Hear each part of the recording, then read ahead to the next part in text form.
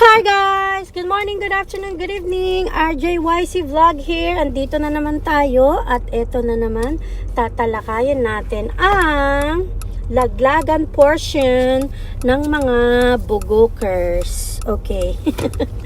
So eto, 'di ba? Nagtuturuan na sila ngayon. Nag-iba ng tono itong si Bersamin na isang bulati na lang pipirma na ang St. Peter sa kanya. So yun, 'di ba? Nag-aanuhan na sila, nagtuturuan na sila, laglagan na. Nung una, sabi nitong si Bangag at ni Bersamin ay nagsisinungaling daw si PRRD dahil wala daw blanco sa GAA. So, 'di ba? Ang mga linyahan, GAA kahit hindi naman yung GAA ang pinag-uusapan, kahit hindi naman yung GAA ang sinabi ni PRRD at ni Kong Ungab, 'di ba? So GAA ang sinasabi nila, right? So eto tayo ngayon. Sitahin natin. Wait lang, kailangan ko 'to kasi may araw.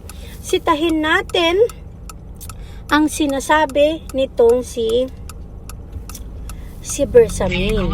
Na sabi daw niya ay hindi raw sila mananagot sa Baykam na yan.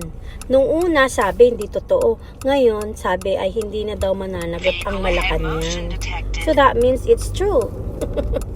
Kasi last time they said PRRD is lying. Now wala na silang takas kasi ang taong bayan ay naguhumiyaw na, madami nang nagalit, madaming naghahanap anong nangyari. Tapos meron pa silang mga kaalyado nila na umamin na talagang may blanco. Maraming nagpatunay na blanco. Nakakuha rin ng copy ang UNTV na blanco nga. At ang copy na yun ay galing pa sa Senate. So the copy from the Senate and the copy from the Congress are the same. So, yan. Hindi na sila makatakas, right? Andali. Hindi na nila matakasan yung kanilang mga pag-deny nung nauna. O, ito. Tapos, itong si Grace po, nag-deny din. So, paano ba yan, Grace po?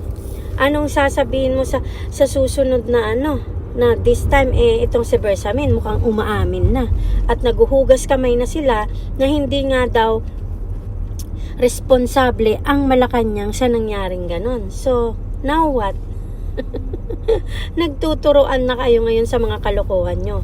Eto ha, mga taong bayan, kung sino man ang nakikinig sa akin ngayon, huwag kayong papayag na kapag inakyat yan sa Supreme Court at ang sasabihin lang ng Supreme Court ay, o sige, uulitin na lang nila, mag-aano uli sila, uulitin yung budget, aayusin, bla bla bla.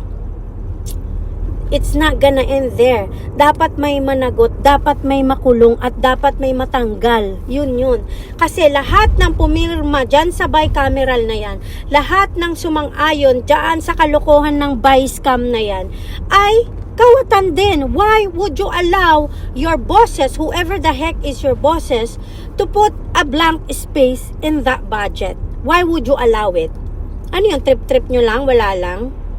Meron kayong kickback dyan. Meron kayong mapapala kung bakit nyo pinayagan na mangyari yun. Ano yun? Tiway-tiway lang? O sige, Romualdez o ikaw, whoever, Poncio Pilatong may pakana ng lagyan ng blanco itong Baykam, bahala ka sa buhay mo, wala akong pakialam sa'yo, ganon? No. You allow that to happen because there is gonna be gain in your part. Yes, that's the truth. So lahat ng mga kasabwat dyan sa Vice-Cam na yan, kailangan yung managot. Kung hindi man kayo makukulong, or kung makukulong man kayo, syempre, tanggal na kayo sa pwesto, nakulong na kayo So, dapat sa inyo makulong. Dahil, offense talaga yan. Isang krimen talaga yung ginawa nyo. Krimen talaga yung ginawa nyo. Kaya, kailangan yung managot sa ginawa nyo. Okay? At ang mga Kapilipinuhan na nakikinig sa akin, at ang mga Kapilipinuhan na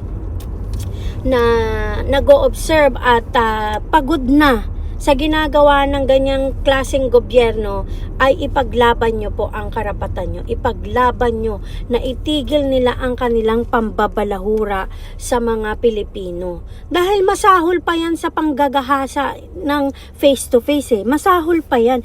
Isipin mo, ang daming mga Pilipino, milyon mga Pilipino, 98% I would say of Filipinos are having a hard time ng buhay sa Pilipinas.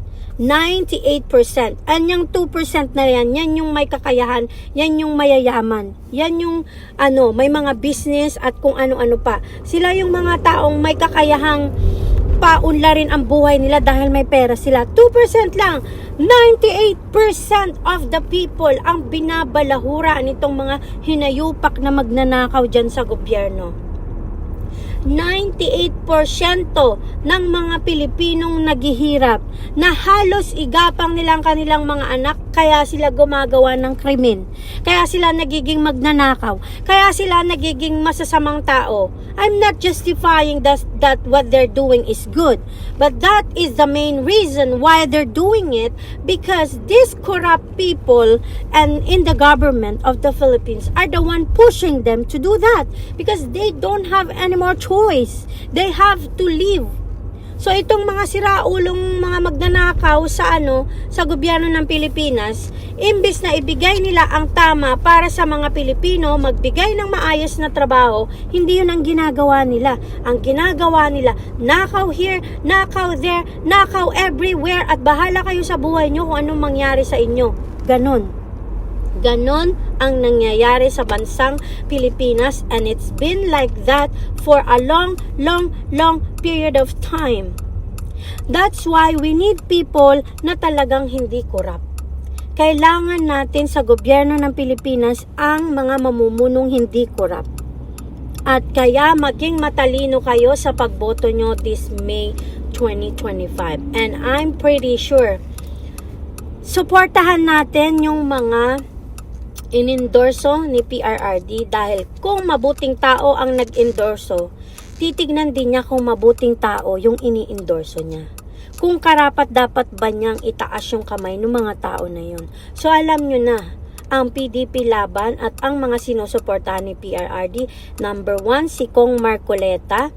Alam niyo na yan, napakahusay na magiging isa sa senador yan balang araw. And I'm pretty sure naman that he's gonna win, because people are loving him not because of who he is, but because of how he does everything and how he really loves the Filipinos, at ang kanyang trabaho ay ginagawa niya talaga ng ayon sa tama at sa legal na paraan. Laging nasa tama at laging nasa legal na paraan si Kong Marcoleta kaya mabibilib ka talaga sa tao niyan. Sabagay, hindi naman na tayo magtataka, kasi syempre siya ay member ng isang pinaka stricto at pinagpipitagang isa sa church member ng Iglesia ni Cristo. So, hindi na tayo magtataka dyan. Anyways, ipagpatuloy nyo lang ang pag-iingay nyo about dyan sa buy scam na yan, yung ginawa nilang kalokohan na yan, at huwag kayong titigil. Huwag kayong papayag na ganun lang, na ang mangyayari lang ay papalitan nila ang budget. No. It shouldn't be like that. Dapat matanggal at maparusahan yung mga taong sila ang may pasimuno kung bakit nangyari ang mga ganyan. Huwag kayong papayag na hanggang ganun lang. Huwag kayong papayag. Dapat may managot, may makulong, at may hindi na bumalik pa sa posisyon.